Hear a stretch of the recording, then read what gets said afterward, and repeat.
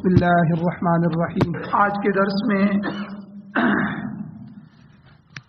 کل کے درس میں سحری کے فضائل اور سحری کی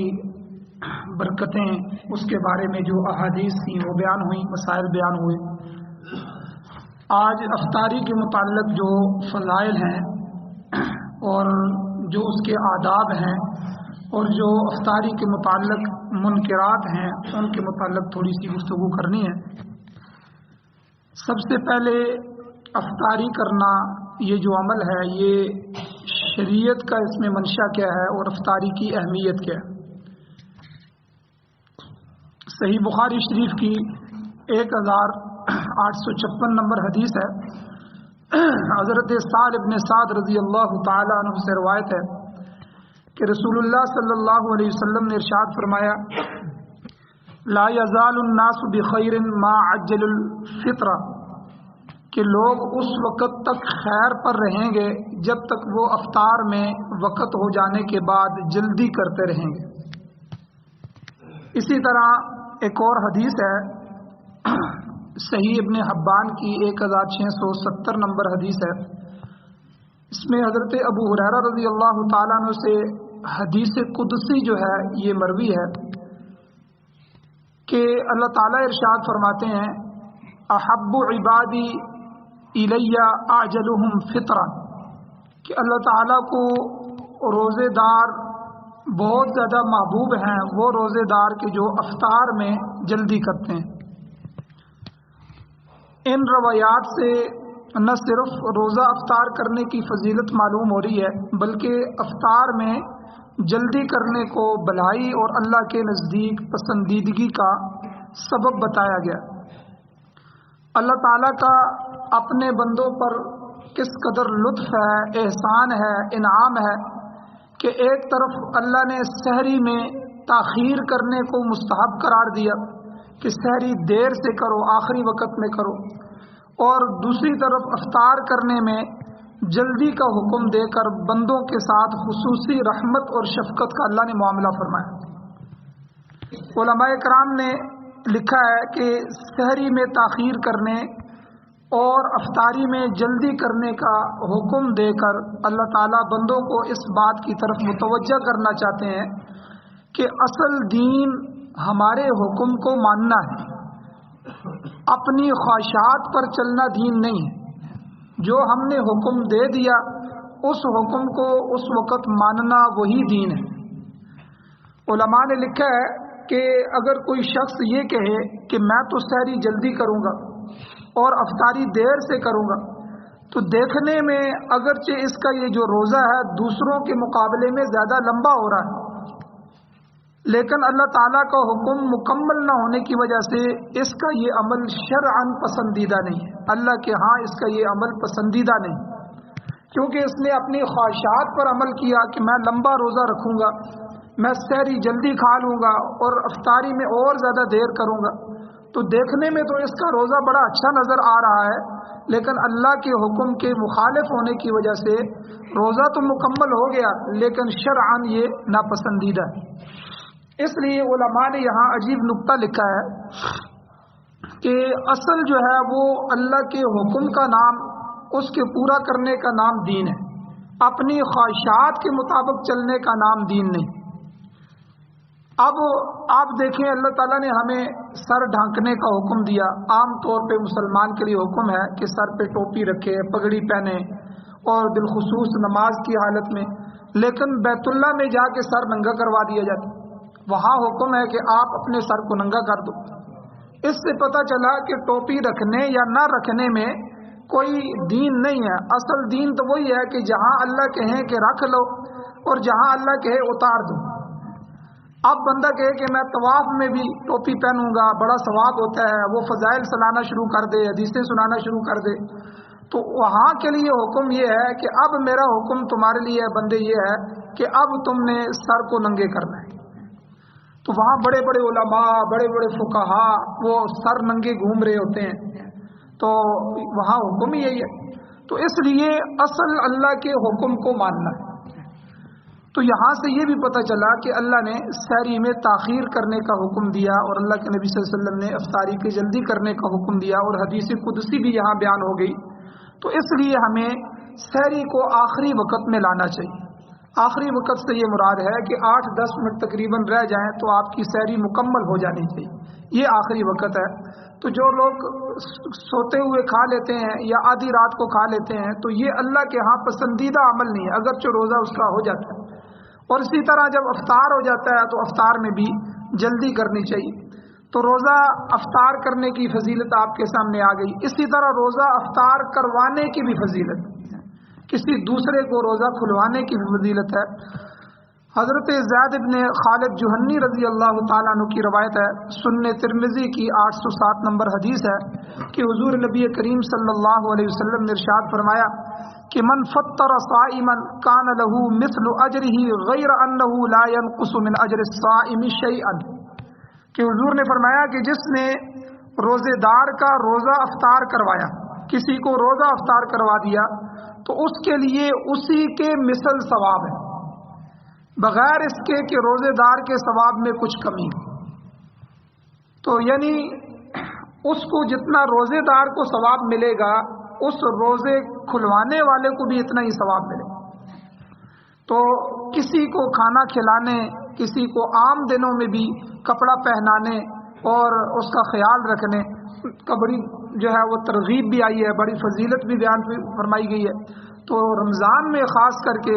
ہر بندہ کئی دفعہ افطاری اور سحری کا بندوبست نہیں کر سکتا، تو یا ویسے ہی بندہ کسی کے لیے کھلانے کا پلانے کا اہتمام کر دے تو احادیث مبارکہ میں اس کے بڑے کثرت کے ساتھ فضائل آئے ہیں. چونکہ افطار کروانے میں یہ امر بھی موجود ہے کہ وہ دوسروں کو کھانا کھلا رہا ہے تو وہ تمام فضائل بھی اسی افطار کروانے کے فضائل میں شامل ہو جائیں گے. تو ان احادیث کے مجموعے کو، جو اس کے بارے میں ساری احادیث آئی ہیں، تو اس کو علماء نے جمع کیا ہے. تو گویا کہ یہ 4 انعامات اللہ تعالیٰ جو ہے وہ اس کو عطا فرماتے ہیں جو کسی کو روزہ افطار کرواتا ہے. نمبر 1، گناہوں کی معافی ہو جاتی ہے، اللہ اس کے گناہ معاف کر دیتے ہیں. نمبر 2، جہنم سے اس کو چھٹکارا دے دیا جاتا ہے، اللہ دوزخ سے اس کو بچا لیتے ہیں. تیسرا، روزے دار کے اجر کے برابر اللہ اس کو اجر عطا فرماتے ہیں. تیسرا جو ہے وہ پیٹ بھر کر کھلانے اور پلانے سے قیامت کے دن حوض کوثر سے اس بندے کو ایسا سیراب کیا جائے گا کہ پھر جنت میں داخل ہونے تک اس کو پیاس نہیں لگے گی. تو یہ ساری احادیث کا خلاصہ ہے کہ جو آدمی کسی کو افطار کرواتا ہے اللہ اس کو یہ سارے انعام عطا فرماتے ہیں. اب یہاں علماء نے ایک غلط فہمی بھی لکھی ہے دوسروں کی چیزوں سے روزہ افطار کرنے سے متعلق. بعض لوگ افطار کے لیے دوسروں کی طرف سے کوئی چیز جب بھیجی جاتی ہے تو اس سے افطار نہیں کرتے. وہ اپنے ذہن میں یہ سمجھتے ہیں کہ اس طرح میرے روزے کا ثواب اس کو مل جائے گا، روزہ افطار کروانے والے کو مل جائے گا، یا یہ سمجھتے ہیں کہ اس طرح اس کے اپنے روزے کے ثواب میں کمی ہو جائے گی. تو یہ بات اچھی طرح سمجھ لیں، اس کی کوئی حقیقت نہیں ہے. حدیث مبارکہ میں صاف صاف ذکر ہے کہ اس روزے دار کے ثواب میں کوئی کمی نہیں آئے گی، تو بلکہ جو کھلوانے والا ہے، روزہ افطار کروانے والا ہے، اس کو اللہ الگ سے اجر عطا فرماتے ہیں. تو اس لیے اس روزے دار میں، اس لیے کوئی بندہ اگر روزہ کھلوائے تو اس کے روزے کی دعوت کو قبول کر لینا چاہیے. اب افطاری سے متعلق مختلف فضائل اور مسائل بھی ہیں. نمبر 1، تازہ کھجور سے جو ہے افطار کرنا روزہ یہ زیادہ افضل ہے. ہمارے ہاں کھجوریں تازہ نہیں ہوتی چونکہ دور سے آتی ہیں، ہمارے علاقے کھجوروں کے نہیں ہیں، لیکن مدینہ اور مکہ اور عرب جو ہے وہاں تازہ کھجوریں بھی ہوتی تھیں اور لوگ اس وقت جو ہے وہ باغ سے تازہ کھجوریں اتار کے جو ہے وہ افطار کرتے تھے. تو اس لیے افطاری میں اگر تازہ کھجور ملے تو اس سے افطار کرنا زیادہ افضل ہے. اگر تازہ کھجور نہ ہو تو اس میں خشک کھجور ہے یا چھوارا ہے، اس سے بھی افطار کر لے. اور اگر یہ بھی نہ ہو تو پھر پانی سے افطار کر لے، پانی سے افطار کرے. تو بعض لوگ کھجور نہ ہونے کی وجہ سے نمک سے روزہ افطار کرنے کو افضل سمجھتے ہیں، یہ درست نہیں ہے. اگر کرنا چاہے تو کر سکتا ہے، لیکن افضل والا خیال کرنا کہ یہ جو ہے کھجور نہیں ہے تو چلو جی نمک سے کر لو، تو یہ کوئی احادیث وغیرہ میں شریعت میں ایسا کوئی مسئلہ بیان نہیں ہے. اسی طرح دوسرا مسئلہ ہے کہ جب تک سورج کے غروب ہونے کا یقین نہ ہو جائے اس وقت تک روزہ افطار کرنا جائز نہیں۔ اور اسی طرح اگر کسی نے اس گمان سے جو ہے وہ روزہ افطار کر لیا، اس نے سمجھا کہ سورج غروب ہو چکا ہے، تو حالانکہ جو ہے وہ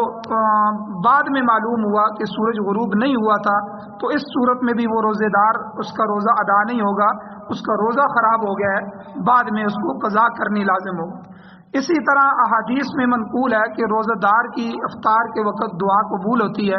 اس لیے اس وقت دعا کا خوب اہتمام کرنا چاہیے۔ عام طور پر جو ہے مرد پھر کچھ نہ کچھ اہتمام کر دیتے ہیں، لیکن خواتین جو ہوتی ہیں وہ افطاری کے انتظام میں لگی رہتی ہیں اور دعا میں نہیں لگتی، انہیں بھی اس کا اہتمام کرنا چاہیے، اور افطاری کا سارا انتظام افطار سے کچھ وقت پہلے ہی مکمل کر لینا چاہیے، تاکہ وہ بھی یکسو ہو کر قبولیت کے اس مبارک وقت میں ان گھڑیوں میں اپنے رب کے سامنے اپنا دامن پھیلا سکیں اور اللہ سے دعا کر سکیں۔ اور اسی طرح یہ مسئلہ بھی ذہن میں ہو کہ افطار کا وقت ہو جانے کے بعد جو ہے بندہ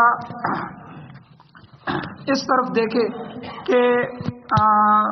جلدی جو ہے وہ کرے، یہ مسنون ہے، بلا وجہ تاخیر کرنا یہ پسندیدہ نہیں، جیسے کہ اوپر ابھی ذکر کیا گیا ہے۔ لہذا جب سورج کے غروب ہونے کا یقین ہو جائے، چاہے مشاہدے سے ہو جائے، پہلے زمانے میں لوگ مشاہدہ کرتے تھے، یا کسی مستند ادارے کے نقشے کے مطابق ہو، جیسے آج کل نقشے آ گئے ہیں، تو پھر مزید تاخیر نہیں کرنی چاہیے بلکہ روزہ افطار کر لینا چاہیے۔ ہاں 2 منٹ یا 3 منٹ کی احتیاط کرنا یہ روزہ جلدی افطار کرنے کے اصول کے خلاف نہیں۔ البتہ روزہ افطار کرنے میں اتنی تاخیر نہیں کرنی چاہیے کہ ستارے نکل آئیں، یہ مکروہ ہے، اور ستارے تقریباً جو ہے یہ 10 سے 12 منٹ بعد نکلتے ہیں۔ جب ہماری افطاری ہوتی ہے اس سے 10 سے 12 منٹ بعد جب روافظ کی اذان شروع ہوتی ہے تو وہ اس کو اس وقت اپنے روزے کو لے کے جاتے ہیں۔ تو بہرحال ہمارے ہاں جب جو ہے ستارے نکل آئیں اس وقت جو ہے وہ روزے کے بارے میں پھر افطاری کرنا یہ مکروہ ہے، تو یہ جائز نہیں ہے، مکروہ ہے۔ روزہ تو بہرحال ہو جاتا ہے چونکہ بعد میں اس نے افطاری کی ہے، لیکن اس میں خیال رکھنا چاہیے۔ اور اسی طرح اگر کسی نے غلطی سے غروب سے پہلے روزہ کھول لیا تو اس میں قضا واجب ہوتی ہے، کفارہ نہیں ہوتا، کیونکہ اس نے غلطی سے کر لیا تو صرف قضا آئے گی، کفارہ نہیں آئے گا۔ اور اسی طرح کوئی غیر مسلم کوئی چیز دے دے تو اس سے روزہ افطار کرنا جائز ہے، شرعاً اس میں کوئی حرج نہیں ہے، بشرطے کہ اس کی طرف سے مسلمانوں کے دینی معاملات میں اثر انداز ہونے کا اندیشہ نہ ہو، اور دوسری شرط یہ ہے کہ وہ چیز حلال کی ہو۔ یعنی یہ 2 شرطیں ہیں کہ کوئی کافر یا کوئی غیر مسلم چیز دیتا ہے تو اس کی چیز حلال ہے، کھا سکتا ہے اگر وہ حلال چیز ہے، حرام نہیں ہے۔ دوسرا یہ نہیں کہ آج وہ اگر آپ کو رمضان میں کوئی چیزیں دے گا تو کل وہ اپنے مذہب کی طرف تبلیغ بھی کرے یا کوئی دباؤ ڈالے، تو ایسا اگر کوئی معاملہ ہو تو اس کے کھانے پینے سے احتراز کرنا چاہیے، اس سے بچنا چاہیے۔ اسی طرح اگر کوئی شخص افطار کی دعوت دے تو علماء نے لکھا ہے اس کی دعوت کو قبول کر لینا چاہیے، اس کی کمائی کے حلال اور حرام ہونے کے بارے میں خواہ مخواہ تجسس اور شک میں نہیں پڑنا چاہیے۔ لیکن اگر کسی شخص کے بارے میں یہ یقینی طور پر معلوم ہو کہ اس کی ساری آمدنی ہی حرام کی ہے، اس کے پاس اس کے علاوہ کوئی دوسرا جائز ذریعہ آمدن نہیں ہے، تو ایسے شخص کے مال سے افطاری کرنا اور اس کی دعوت قبول کرنا جائز نہیں، بلکہ اپنے مال میں بھی حکم دیا گیا ہے کہ شک و شبے والے مال سے بھی افطاری اور سحری نہ کرو۔ ایک تو بالکل حرام مال ہے، اپنے گھر میں بھی ایسا مال جو ہے افطاری اور سحری کے وقت نہ لو، تو دوسرے کی دعوت قبول کرنا بھی جائز نہیں ہے جس کے پاس حلال کا کوئی ذریعہ آمدن نہیں۔ البتہ اگر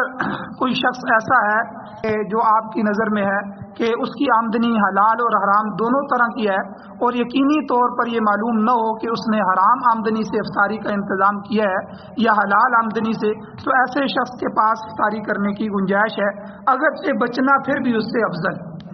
بچے، کوشش کرے، کیونکہ ہم نے بڑی مشکل سے روزہ رکھا ہے، تو اس لیے اس کو کسی کی حرام آمدنی سے افطاری پر اس کے بھیٹ نہ چڑھایا جائے۔ اور مسجدوں کے بارے میں علماء نے حکم دیا ہے عام حالات میں مسجد کی حدود میں کھانا پینا یہ مکروہ ہے، البتہ ضرورت کے موقع پر جیسے کہ اعتکاف والے بیٹھے ہوتے ہیں یا اسی طرح جماعت والے ساتھی آ جاتے ہیں یا اس طرح اور کوئی ایسی مجبوری ہو جائے، ضرورت آ جائے، تو ایسے موقع پر بندہ اعتکاف کی نیت سے مسجد میں کھانے پینے کے لیے بندوبست کرے تو اس کی گنجائش ہے، بشرطے کہ مسجد کی صفائی کا مکمل خیال رکھے۔ لہذا مسجدوں میں جو رمضان کے دنوں میں اور افطاری وغیرہ کروائی جاتی ہے اور اس میں ان چیزوں کا جو ہے وہ خیال رکھا جائے۔ بہتر اس میں صورت یہ ہے کہ مسجد کے ساتھ کوئی اس کا کمرہ ہے یا برآمدہ وغیرہ ہے تو وہاں افطاری کا انتظام کیا جائے، لیکن اگر کوئی ایسی صورت ممکن نہ ہو تو مسجد میں بھی انتظام کرنا جائز ہے، جبکہ مسجد کی صفائی ستھرائی اور اس کے آداب اور ہر چیز کا مکمل جو ہے وہ انتظام کیا جائے اور اس کا خیال کیا جائے، کیونکہ یہ اللہ کا گھر ہے اور اس کا جو ہے وہ اہتمام کرنا، انتظام کرنا اور اس کی صفائی ستھرائی کا خیال رکھنا یہ بہت زیادہ ضروری ہے۔ اللہ تعالیٰ سے دعا ہے اللہ ہمیں عمل کی توفیق عطا فرمائے۔